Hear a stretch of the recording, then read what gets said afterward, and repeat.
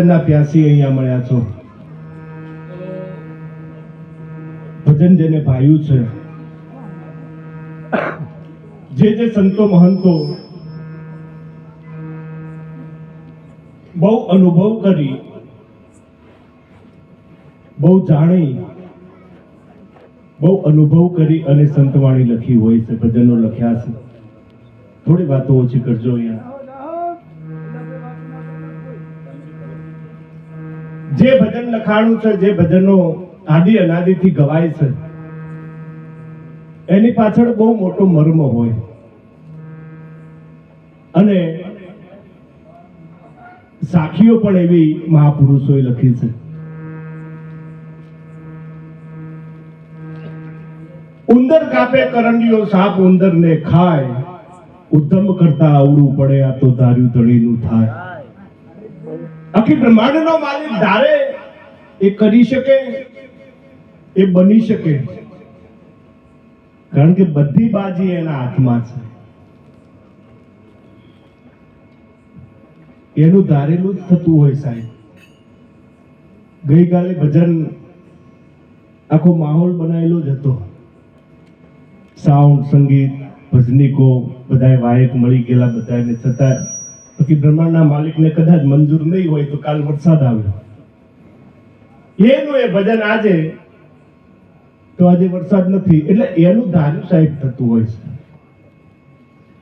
જ્યારે જ્યારે જે કઈ સાખી લખાણી છે, બહુ અનુભવ કર્યા પછી, બહુ જાણ્યા પછી લખી હોય.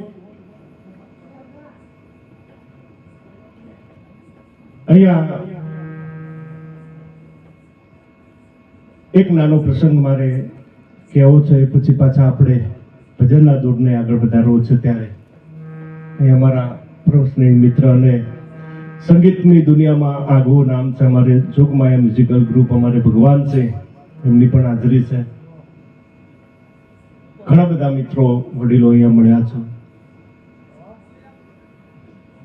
સંતો મહંતો, સુરવીરો, દાતારો, એમાં આ તો પાટણવાડાની પવિત્ર ધરા. આપણે કોણ ઘેર કહીએ છીએ, પહેલા આ ગામનું નામ કુંજઘર, પ્રાચીન એનું નામ કુંજઘર છે. એવી પવિત્ર ધરામાં જ્યારે મળ્યા હોઈએ આપણે, અને આ 21મી સદી માણસ એટલો બધો અઘરો થયો છે વડીલો. ઉનાળાનો સમય તમે જો, આજનો ભણેલો ગણેલો માણસ ભગવાનની ભૂલો બહુ કાઢે છે. ભણી ગણી મોટો બન્યા પછી ભગવાનની ભૂલો બહુ કાઢે. ભગવાનની ભૂલો કાઢવા માટે કરી, એટલે બરોબર ઉનાળાનો સમય એક માણસ નીકળેલો, ધોમ તડકા તડકો તપે, ચૈત્ર વિશાખના તાપ, એક મુઠ્ઠી ભરીને જાર એમ કહેવાય છે કે આમ ધરતી ઉપર નાખો ને ફટ ફટ ફટ ફટ ધાણી તૂટી જાય. આવો તડકો. બરોબર માણસ રસ્તામાં આવતો તો એને તરસ લાગી છે, થાક લાગ્યો છે, એમાં નદી આવે. નદીમાં એમ કહેવાય છે કે પાણી જોઈ માણસે પાણી પીધું છે, હાથ પગ ધોયા. નદીના ટીમા ઉપર બરોબર એમ કહેવાય વડનું ઝાડ છે. વિચાર કરો થોડો 2 કલાક આરામ કરી લઉં. વડના આ છાયા નીચે એમ કહેવાય છે કે પોતાના પંટને આમ લાંબુ કરી, જમણા હાથનું ઓસીકું કરી, માણસની નજર પડી નદીના પટમાં. હો તો વેતના વેલા આવડા આવડા તરબૂચ જોયા. બીજી નજર વડ ઉપર પડી તો આવડા આવડા નાના ટેટા જોયા. તો માણસ આખી બ્રહ્માંડના માલિકના હામો હાથ ઉપર હાથ કરીને કે આખી બ્રહ્માંડના માલિક, તારા બુદ્ધિ નથી, તારામાં કોઈ વ્યવસ્થા નથી, તારામાં કોઈ મેનેજમેન્ટ જેવું છે જ નહીં.